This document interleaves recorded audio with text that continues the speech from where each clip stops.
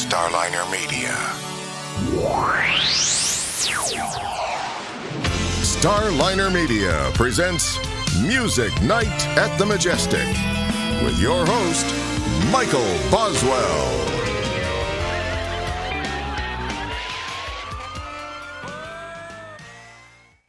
All right, it's time once again for Music Night at the Majestic, and with us tonight, Henry Groce. Henry, welcome to the show.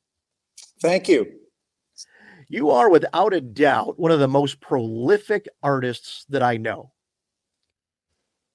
Well, I guess you don't know very many prolific artists. But I don't know anybody who has 21 songs on an album. How about that?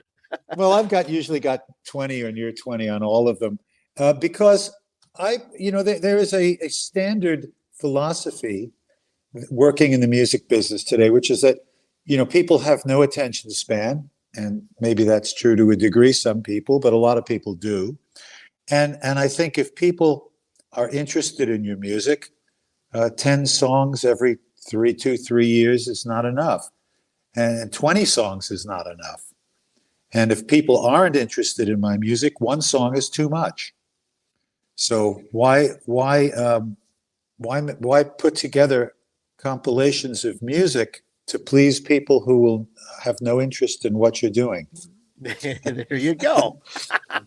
That's one thing that's always intrigued me is a band will have a successful album and then they turn around. It's like they're trying to appease all the people who didn't buy the first one. Exactly. Well, and it's just like, okay, well, now you are trying to appease people who have no interest in you for whatever reason, and you've alienated all the people who do like your music. So I've never understood that plan. Well, I think you have to, in life, really go by the Rick Nelson theory of you can't please everyone, you got to please yourself. If you like something, if you've recorded something and you really like it, and you walk into the house and you unexpected and your wife is listening to it, it's probably pretty good. Because I have to figure, in my case, my wife has just about heard enough of my jokes and enough of my yapping. And if she's listening to a song, I'm constantly writing, and so if she hears a song and she's playing it without just being on her coerced. own, it's being perfect. Absolutely. Thank you for the linguistic update. I needed it. I sincerely did.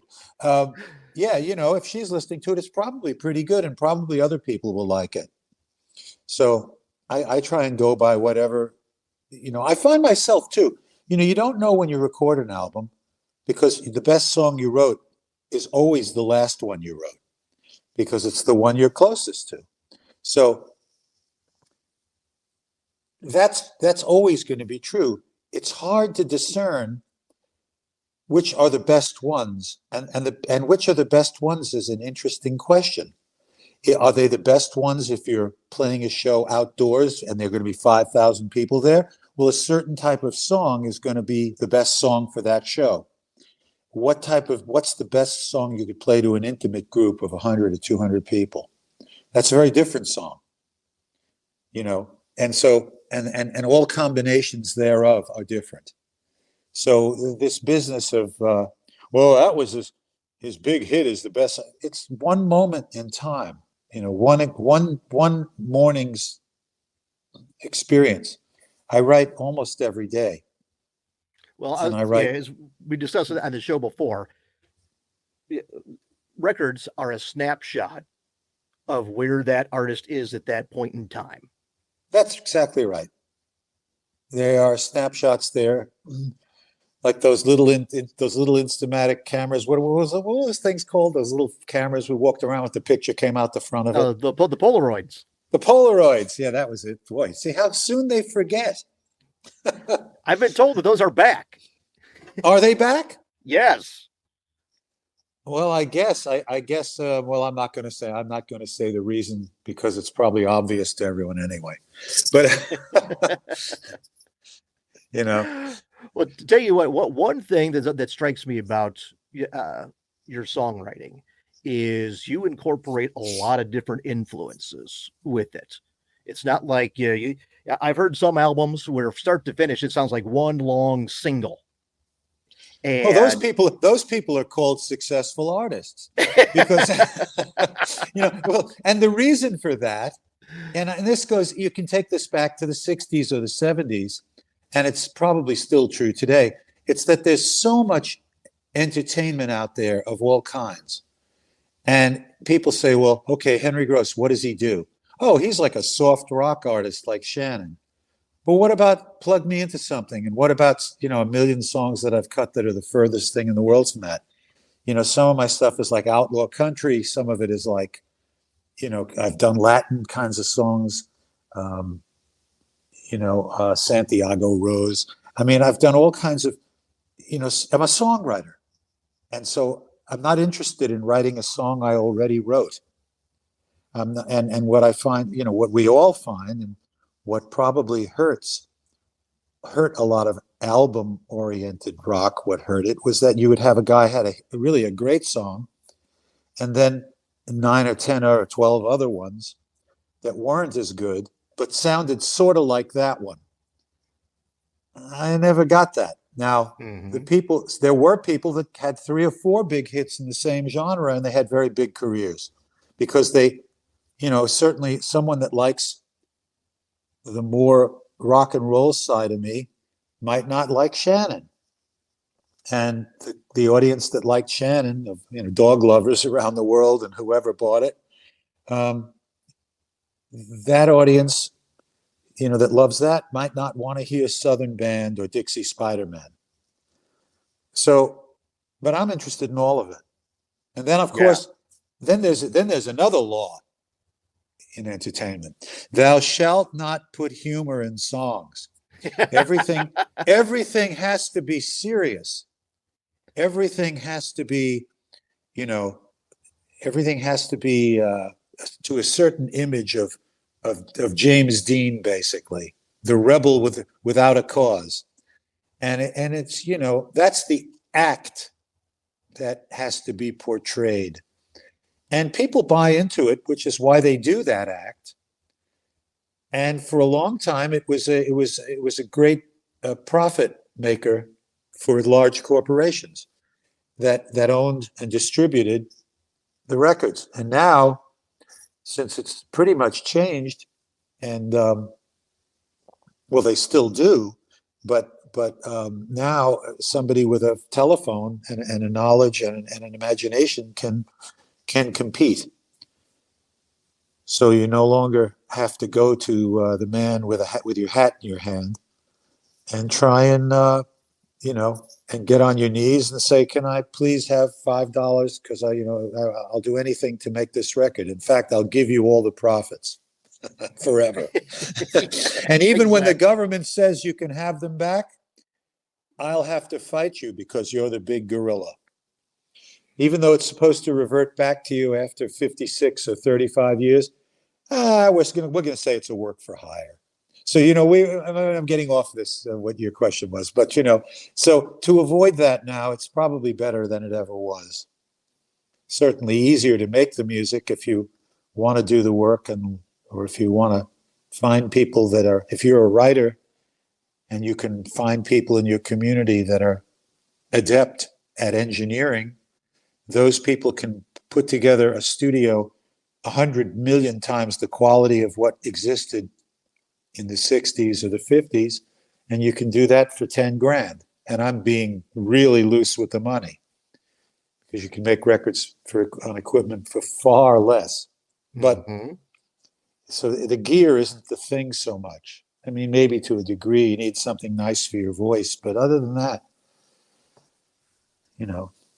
it's your imagination.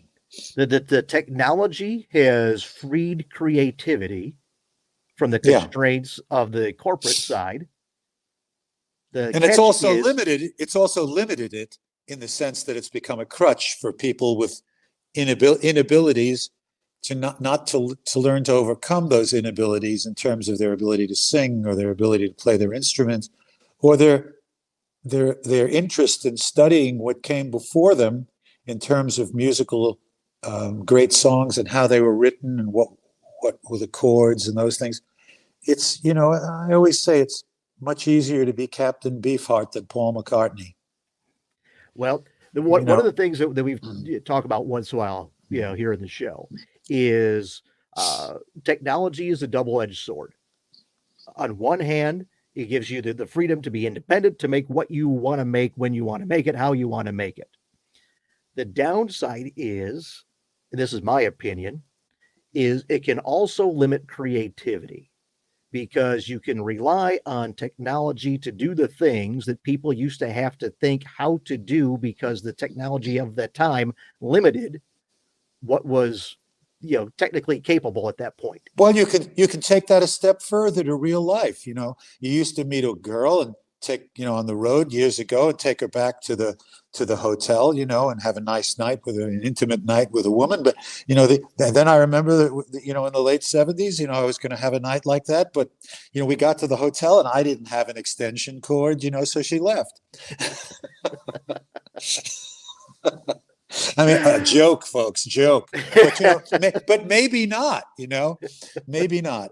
So everything got out of control. But and sort of we're sort of heading down this transhumanist direction where soon it'll all be like Woody Allen's movie where people get into the orgasmatron, and certainly there will be some sort of suppository taken. And that will give you the knowledge to write like Cole Porter or John Lennon. It'll be fantastic. So. Well, speaking of those guys, given the diversity of the musical styles and that you incorporate in yours, who were your big influences growing up, and that made you want to be a songwriter? Wow, great question. Well, Elvis Presley wasn't a songwriter, but he was the most incredibly large influence. But my influence is very varied. Elvis Presley was huge. Buddy Holly was huge. All the '50s R&B groups, the Flamingos and all those groups, the Moonglows, all those type of acts. I love that '50s music I was hearing when I was a little kid because my sister was a couple of years older, and I had a cousin that was 6 years older. And, she was play those records. And so I heard them when I was very young. Most of my friends, I was born in 1951. A lot of my friends that are a few years younger or my age got into music when the Beatles came in 1964. Of course, that was a huge influence on the songwriting. But there were other influences also. I remember growing up in Brooklyn that I had a little transistor radio that's smaller than this telephone. And I used to listen to that at night under the covers, and on a clear night, you could actually pick up a station. I'll never forget this from it was actually from like where Walnut Creek is. I'm forgetting the name of the town. It's outside of Berkeley, California. And there was a show that you could pick up. You can look this guy up on the internet, so you'll know that I'm not kidding. His name was Brother Al. Now, he was from Haywood, California. Haywood is right outside of Berkeley. I didn't know that when I was a kid. I had no idea where it was. I knew it was in California, but I had no idea where. Brother Al was had a gospel radio show, and he would play James Cleveland and Mahalia Jackson and play all the great Thomas Dorsey songs by different artists. So I learned about this listening to this show. Brother Al also had a great racket. He would actually heal people. He would pray for them and heal them. And he would get them out of wheelchairs and they could walk again on the radio. I mean, you can't make this up. He would Hey, ventriloquism worked on the radio. He was a send me five. That was. You remember that great joke where the guy's sitting on a park bench? See, I digress. My wife would say, "Stick to the point." He'd say, "I digress." There's a guy sitting on a park bench in LA and he's got no money and he's sitting next to some guy who's got tattered clothing and he says, and they're talking. He says, what do you do? He said, how'd you wind up here? He says, I'm a ventriloquist. He says, ventriloquist, you can make a fortune in this town. He says, how can I make a fortune in LA being a ventriloquist? He says, it's easy. He says, everyone is into these seances. So just, you'll channel some spirit and this and that, and you can do it. You're a ventriloquist. You can make the sounds coming from somewhere else. They'll believe you. They'll give you a fortune. So he says, well, how do I do it? He says, well, take an ad in the paper. He says, I don't have any money. The guy lends him a couple of bucks. He gives him a quarter. He dials a phone. So eventually he puts the ad in the paper, and then the phone rings one day. They're sitting out by the park bench. And this woman says to him, she says, can you make contact with a deceased? And he says, yes, I can. And she says, well, how much is that? He says, $100. She says, it's very reasonable. She says, can you go further than that? He says, for $200, I can make contact with a deceased and you can speak to him. She says, that is amazing. That's no problem. $200 by all means. She says, can you get deeper than that? He says, well, for $300, I can make contact with a deceased and you can speak to him while I drink a glass of water. So, anyway, was it worth it? I hope so. It was a long ride. I'll tell you, to digress for a moment, you mentioned Buddy Holly. Yeah. I am a huge Buddy Holly fanatic. Gotta love with Buddy. Was it his songwriting, his guitar playing, or performance that struck with you, or a combination of all? And production, I should say. Well, Elvis and Buddy Holly were the Beatles and the Rolling Stones of their period, in the sense, and this is not to in any way diminish the, Fats Domino and Little Richard and, Huey Piano Smith and everybody that came out of New Orleans, who all together made the greatest rock and roll music. But Elvis put many styles together in the same way that the Beatles went from George Harrison's love of Carl Perkins to McCartney's love of Irish folk songs. I've Just Seen a Face is just an old Irish folk song. And they had a lot of influence with that. And Lennon had his Chuck Berry and influences and, the Isley Brothers influences. They all had such great influences, divergent influences. And so Elvis put all these things together in an impossible way. He was doing all this black music under an umbrella of bluegrass when he did, Blue Moon of Kentucky, the great Bill Monroe track, and was actually, people loathed him at the Opry for this. It was sacrilege. But Bill Monroe loved it. So Elvis put together all these impossibly different genres. He was just a walking miracle of influences and talent. I mean, people don't realize so much credit is given to great record producers, to George Martin, and he was great. But Elvis produced Elvis. Certainly Felton Jarvis didn't. Sam Phillips did in the beginning, but then when he went to RCA, nobody knew how to make those records but Elvis. So Elvis was absolutely outrageous. Buddy Holly went from That'll Be the Day, a line that he picked out of a John Wayne picture. The Searchers, That'll Be the Day, and so, he went and wrote this fabulous song. Of course, he worked with Norman Petty, but he worked all the way through to where he was making songs like True Love Ways and using strings.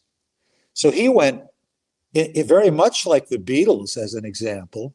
He very much went from Love Me Do, which would have been, That'll Be the Day, all the way through to The Long and Winding Road. And he did it all by the time he was 21, in 2 or 3 years. Mm-hmm. So the genius of Buddy Holly is impossible to underestimate. I mean, he had an extraordinary ability to come up with fantastic melodies on the same 3 chords. Mm-hmm. It's the hardest thing to do. And I say this to people, it's really not a true statement. I was going to say the hardest thing to do is write a great 3-chord rock and roll song. It isn't the hardest thing. There is no hardest thing. Any great music is a gift from God, and you're lucky to be the one that receives that message. But it's pretty darn hard to write a great 3-chord rock and roll song after Mr. Holly left the playing field. I mean, he took all the great melodies with him. I remember feeling, in a sense, bad for my friends when they first heard Not Fade Away, which was on the back of the Brunswick single, Oh Boy. Mm-hmm. And Not Fade Away, the Buddy Holly version, was absolutely brilliant beyond definition. Buddy's version, and if you're a young kid and don't know the song, it was like, yeah, I want to tell you how it's gonna be. You're gonna give your love to me. Like that. A great groove, which of course that groove came from the great Bo Diddley on Hey Bo Diddley. And Bo Diddley and Jerome, who was his percussionist. But yeah, see the history of that music and how that music evolved on its own at that time, and the simplicity of it, but the genius of it is really, I'm glad that I was alive when it was being made. I'm glad that I was, even though I was 5 years old, I was glad that I had this little radio and I could hear Johnny B. Good. And I just lost my mind. I mean, Brown-Eyed Handsome Man, you'd hear these songs. It's ridiculous. I mean, Chuck Berry, this was a guy who wrote very eloquent lyrics, very clever lyrics, roll over Beethoven.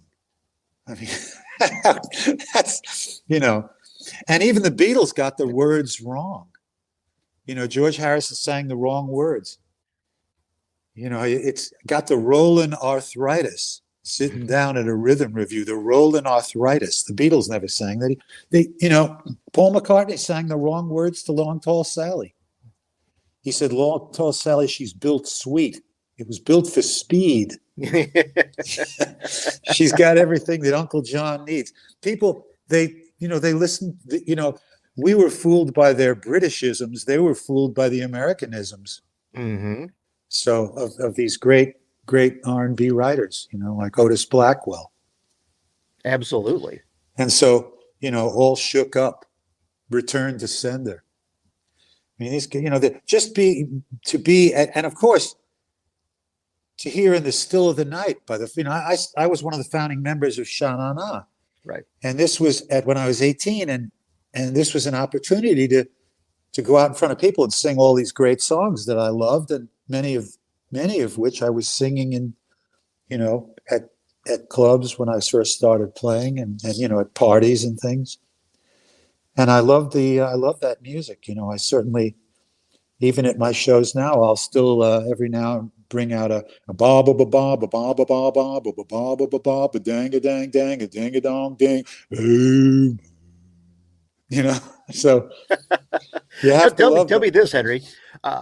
In the early years of your professional career, so obviously you were playing before you turned 18. Did you ever get a chance to meet any of the people that had influenced you? Yeah, I was very lucky in that way. Well, I saw them perform at the Brooklyn Fox. I saw the Impressions. I saw Curtis Mayfield. I mean, that was a tragedy beyond description. Of course, the lighting rig falling on him at Wingate Field in Brooklyn. Tragic. But I got to see a lot of the great R&B performers, even the backup band at the Brooklyn Fox. King Curtis was on the sax.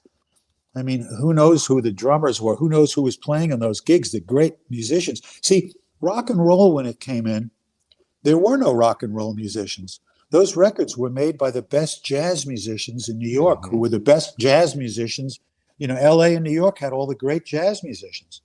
So, that period, it was the period of Birdland. And, the Peppermint Lounge, Joey D is a dear friend of mine. And so over the years, I managed to meet pretty much everyone in the music business who were contemporaries of mine, and even from years earlier, both in England and in America. I pretty much had an opportunity to at least meet many of them and actually spend time with a lot of them and get to know them a little bit. But I remember Sha Na Na doing a show in the Michigan Theater in Detroit in 1969. And we were the opening act. It was an all-black audience, and we were the opening act. The middle act was B.B. King, and the headliner was Little Richard. Oh, wow. So I can't even, there I'm a kid, and, there's Little Richard. And of course, there's Riley King. And then we actually opened shows as Sha Na Na just for B.B. King and a couple of shows. And I mean, he was a great man and beyond an amazing talent.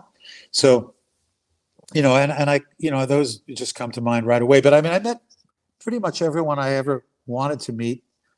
I even got to play at Bill Wyman's 80th birthday party in the O2 in London, because I toured with a guy that's not familiar to many Americans, but he should be. His name is Joe Brown. And Joe Brown was obviously a great influence on my friend Peter Noon, as Peter recorded Henry VIII, had a big hit in America with it, around the world with it. Joe had a big hit in England with that before that. And Joe was a cheeky chappy. He'd done Leaning on a Lamppost too, which was a George Formby song. I'm leaning on a lamppost on the corner of the street, hoping that a lady passes by. Oh me, oh my, it's all that cheeky chappy. Hello, lady. All that. And Peter Noon kind of picked up on that and of course made wonderful records and has had and still is, a fabulous act. If you get a chance to see Peter's show, it's always fantastic. As is Joe Brown's in England.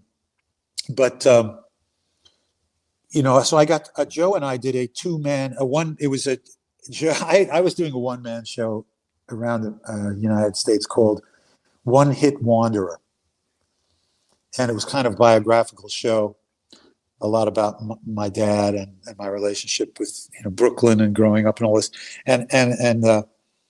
So I told Joe Brown he should do a one-man show. And he said, oh, I can't do that, Henry. I'm not a great singer. And I said, well, you sing fine. He said, I can't do it. So I said, okay. And about a month later, he called me up. He says, I've been thinking about that one-man show of yours. He says, I'd like to do a one-man show. Would you do it with me? So we did this two-man, one-man show. And I actually produced an album from the show. When we had done about 5 or 6 shows, Joe's manager gave me the off-the-board recordings of them. And John McClain, the guy I work with on my records, and I got together and we spent about a month and a half and made this wonderful double CD called Just Joe. And it's of him telling all his great stories, and you can find it online.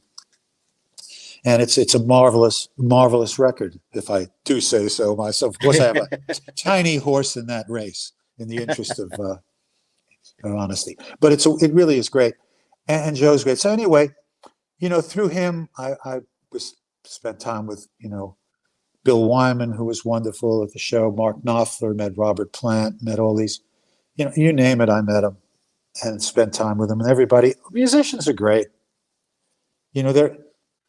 They're wonderful, I was able to share stages with all of my Woodstock contemporaries, almost all of them at some one point or another. You name the person, and I probably did a show with them. And so, you get I was able to at least get a feeling for who these people were and whether or not I thought they were people that I wished I'd got to spend more time with. Some were, some weren't. Yeah, absolutely. So you mentioned Woodstock, and I'm going to guess that the perspective of a performer there is probably a little bit different than the mythology that's been created since that time. Well, yeah, I mean, the mythology, look, it's always, entertainment has always been a business. And it's always, to a degree, been the Wizard of Oz. When you pull back the curtain, you see what the real machinations are. Managers squabbling over money with promoters. My band's going to do its full show and be paid upfront in cash, while everyone's going, man, this is like a dream, So there's always that. That's the cynical side of it. On the other hand, there's the brilliance of the music that created it. On the other hand, there's all that. So it's a delicate balance. Mm-hmm. You know, and the balance sometimes gets skewed. Like I'm sure many people, even that go into politics, when they were young, had some altruistic vision of it. Doesn't last long once they get in, but so history would show. But I think so you have that combination of the altruism that creates the magic, and then the greed, the inevitable greed and the rot that sets in. So you wind up with, Bob Dylan said it best, usually, almost always, don't follow leaders and watch the parking meters. and following leaders is, you wind up following people who live in castles, Mm-hmm. who have rules for thee and not for me. And there's a great about Bob Dylan couldn't have known how right he was. Rodney Dangerfield, my idol, told a great story about with Caddyshack 2. He went to a meeting, and he had parked his car at a meter, and he went to this meeting in Los Angeles at some big office, and then he saw after 5 minutes they weren't going to offer him what he wanted to do Caddyshack 2. So he left. He said, I'll be right back. And he left. He just went downstairs, got his car, and left. They said, what happened to you? And he said, well, I knew they weren't going to give me what I wanted, but my meter was almost up and I was going to get a ticket. So he said, now I'm not going to get what I want and I'm going to lose money. So he just left. Mm-hmm. And there's that, believe me, that relates to the music business. As my mom would say, you pays your money, you takes your choice. Mm-hmm. And we all make compromises to follow our dreams. And sometimes we're rewarded, we have a hit, or it's not even the hit. It's that you have the experience of working with the great musicians and great studios and, sharing this experience, this kind of team experience. You don't make records by yourself. There's people in the room, there's engineers, there's producers, and so your work, it's collaborative and it's fun. And it's sort of the ultimate New York Times crossword puzzle, except you can't go to page 10, bottom left, to find out the answers, because there is no answer. Right. Keith Richards, exactly. I will quote from Chairman Keith Richards, who said, well, we've all got the same gear. Can you make the choice? Do you know when you have the guitar sound? Do you know when you have the mix? Do you know when you have the song? That is the one thing that I don't think AI is going to defeat the human brain at. Thank God. Well, it's all tools until right. somebody picks it up and creates something with it. It's true. That's absolutely true. And what's to say? I mean, they are tools. I mean, we, as a guitar player, guitarists are insane with their guitars, and so they become extensions of you, and you love them and you create on them. But in the end, there's that great conversation with Chet Atkins when somebody walked up to the great inimitable Chet Atkins and said, man, that guitar sounds great. And Chet stopped playing and looked at him and said, how does it sound now? Exactly. To your point. Well, I'll tell you, after not too long after Woodstock, you went solo and started your solo career. When you did that, what were your aspirations, your hopes? Yeah, heading out on your own. Oh man, when I left Sha Na Na pretty early on, I must have been in the band a little less than a year, I guess. Maybe probably 2/3 of a year I was in the group. I left right around Christmas time, I think it was. I can't remember. We started the thing in the spring, so it was. I wanted to write, and and at that time, it wasn't an idiotic thought to want to do your own record. I mean, it was something that was it was possible anyway. Maybe it was a one instead of a 1 in a billion chance, like it might be today. Maybe it was a one in a, I mean, the major labels, I believe, only put out 1,500 albums a year combined, maybe 2,000 with classical. Maybe it was less. That 1,500 might have included classical. So it was a viable, at least a thought, like an idiot like me that sat at the Brooklyn Fox watching the Ronettes could imagine he could, make a record. Why, I don't know. So I left the group and I went through I played every dingy dive I could find till and I tried to have some songs, and I started writing songs. And oddly enough, I was sent to a guy who became famous much later. He ran CBS Records and he managed Hall & Oates, a guy called Tommy Mottola. He was working at Chapel Music, and somebody got me an appointment with him. And I'm sure Mr. Mottola won't remember this, but I went in there. I was just a kid, I was he's still 18 years old. And I played him about a half a dozen of my songs. And he was really, really kind. And he listened to a half a dozen songs, and he stopped and he said, "Listen," he said, "you sing really well. I love your guitar playing." He said, "but these songs are missing it, and here's why." And he showed me each song where the song died. And he said, "This is what you need to do." And it was a great help to me. I never forgot the things he told me. It was sort of like he knew a lot about songs. And, that I'm sure is why he was such a huge success. But he also said, "I love the way you play guitar." And I had schlepped in on the subway with a giant 12-string guitar and my Hummingbird on the subway with two guitars, which is to say you're defenseless in the Brooklyn subway. But I got to his office and he said, "Man," he says, you ever want to play guitar on a record?" And I said, "Yeah, of course." So he calls up Jeff Barry, who produced his wife, and the Crystals and all that, and Ellie Greenwich, and he wrote so many great hit songs with Ellie Greenwich. And so he said, he said, "Jeff, put this kid on something. He plays good guitar." So he did. And I ended up playing on something over at Jeff Barry's studio. And that's a whole other story too. It was great fun. And so one thing led to another, and I wrote more and more songs.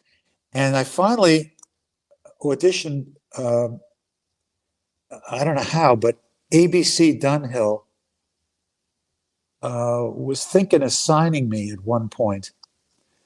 And they sent me to Cashman and West.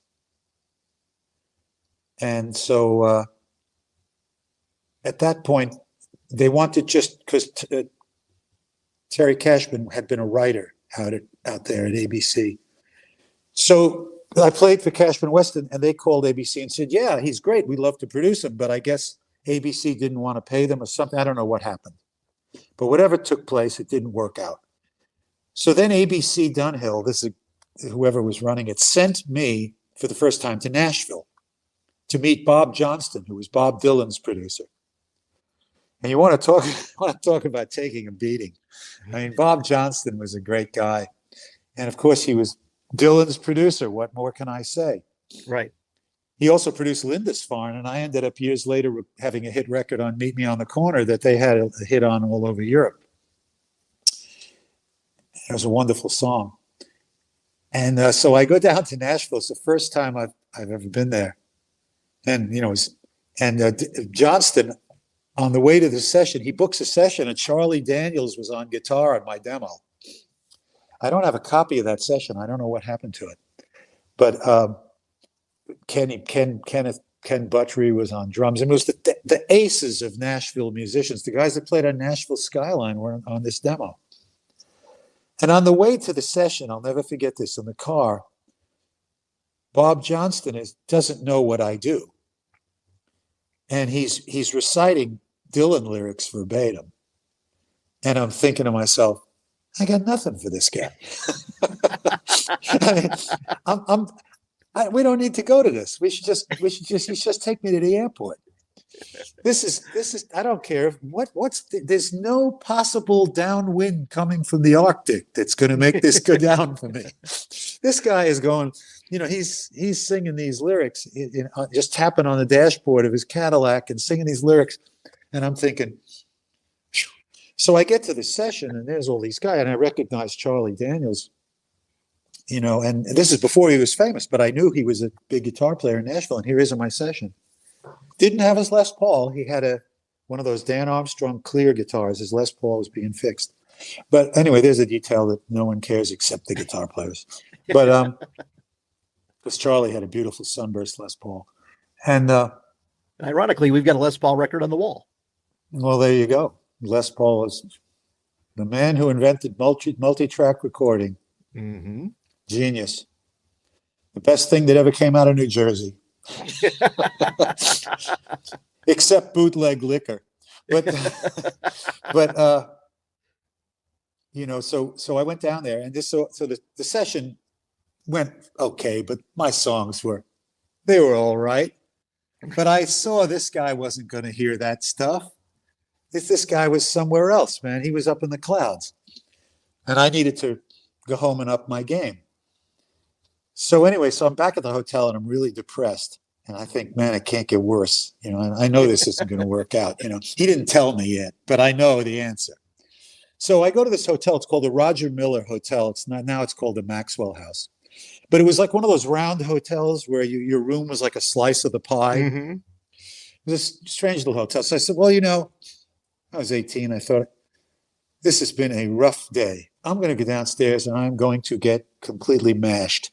So I go down to the bar, and I'm sitting there, and I'm on my third Jack and Coke or something, and I'm listening to this guy playing in the bar, and I'm going, for crying out loud, this guy is a genius. The guy playing in the bar is incredible. I mean, I'm sitting there and I'm going, are they kidding? What's going on down here? And I'm thinking, this is some town. I'm listening, and of course, so the guy takes a break. And I go up and I start talking to him. It's Steve Goodman. Oh, wow. And I'm thinking, I didn't know who he was. I said, Steve Goodman, yeah. I'm thinking, this guy is playing these songs, and the only gig he's getting in Nashville is in a hotel bar. And I'm thinking, I don't ever want to come back to this place. Of course, I moved there in 1986, and I love it. I still live in Nashville. A lot of half the time. I split my time there in Naples, Florida. But anyway, that was my first experience, and then going solo. And then, of course, I did wind up making a record for ABC Dunhill. I met a great guy called Howard Gilman, who was sort of their East Coast. He came to do some A&R, and I played some songs for him. And he said, you've got one song that's a smash. And he did say this to me, and my lawyer, Robert Wax eventually discovered Eddie Murphy, managed Arsenio Hall and Eddie Griffin. And, Bob was a brilliant guy and a great guy, passed away a few years ago. But anyway, so I had this meeting with Robert Wax and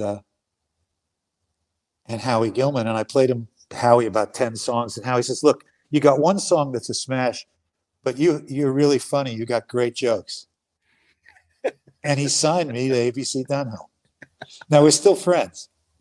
And Howie became incredibly successful. I mean, he owned shows like Rockline, and he owned Hits Magazine and the Music Connection. These guys who were record promoters in Los Angeles. He became very, very successful, and he's a wonderful person. And there you have it. So that was my first experience as ABC Dunhill, and then from there, I ended up going back to Cashman and West, and they signed me immediately to A&M. And I did the album, the Yellow Album, as it's called, and then plugged me into Something was the next one. And then Cashman and West took me off A&M. I don't know why they did it, but they bought the rights to me off A&M, which was the best label I could have been on. And they opened their own label. And the first song that we put out was Shannon, and it was huge. multi-million seller. But, in the interim, right before that, the great, legendary, impossible to be as good as Jim Croce had passed away in yet another tragedy that mirrored the tragedy of February 3rd, 1959, of the Buddy Holly, Richie Valens, and Big Bopper crash. And so that was a tragedy, and lost also the pilots that died. Mr. Peterson, a young kid, 21-year-old pilot for Buddy, and I don't know who the pilot was for Jim Croce, but Maury Muehlhausen, Jimmy's incredible guitar player, who I knew had a great afternoon playing guitar with him at Cashman and West's office. So these things completely change your life. I mean, you never recover from the losses of people whose lives were life-changing, and you don't know where they would have gone and what they would have done. Right. And the only way I can know what Jim Croce might have done is that one of my dearest friends in the world is A.J. Croce, Jimmy's son. I talk to A.J. all the time, and he's absolutely amazing. And he's a great musician, and he's very successful. And after years and years of avoiding it, he sometimes performs some of his dad's songs, which is, of course, tough to take if you're me and you were around at the time, and so closely involved with the people that produced his records. And but AJ is a marvel. If you see him out there, you must. I mean, he's a master pianist, a damn good guitar player, a very fine songwriter, and and he sings like his dad. So yeah, how much you want for $25 or $50 or whatever it costs. So yeah. Tell me this: which tracks on the "I've Got a Name" LP did you play on? Oh, who remembers? I know I played on Car Wash Blues and 5 Short Minutes. And I don't know the credits are right or wrong. I think I might have played on 1 or 2 other ones. I can't remember. I don't remember the other ones, but I know those. It's a couple of years ago. Well, it's a while back, and they just put up tracks, and I was playing them. Sometimes I'd hear a little bit of the vocals. Sometimes, I'd hear just a scratch or something. I don't know.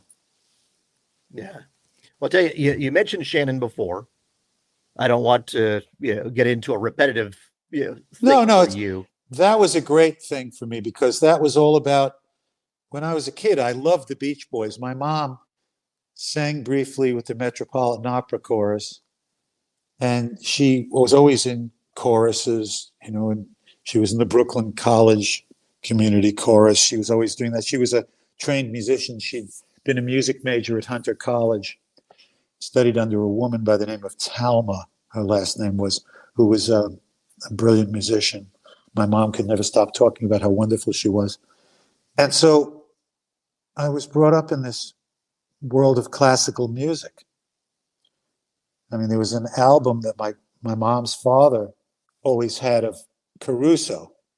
And it was Caruso in this kind of clown outfit banging a big bass drum. And if you look at Pavarotti's Greatest Hits, the cover of Pavarotti's Greatest Hits, Volume 1 and 2, is that picture. He's recreated the Caruso cover, which was from an opera. Right. So I grew up around that. And so choral and vocal music was always very important to me. Tell you what, Henry, that's probably a good point to wrap part 1 here. So part 2, we'll get into Shannon and your massive body of work that you have done since then. And I'll say to you what I say to everyone I love. I'll see you sooner than you want. All right, everybody. Thank you for watching. Have a good night. This has been Music Night at the Majestic with Michael Boswell. If you enjoyed this edition of Music Night at the Majestic, follow us on Facebook, YouTube, Twitter, Instagram, and at musicnight.net. Music Night at the Majestic is a copyright production of Starliner Media. Any use of the accounts and descriptions of this program, its audio or visual content, without the express written consent of Starliner Media is prohibited. Thank you for joining us this evening. We'll see you next time for Music Night at the Majestic. This is your announcer speaking.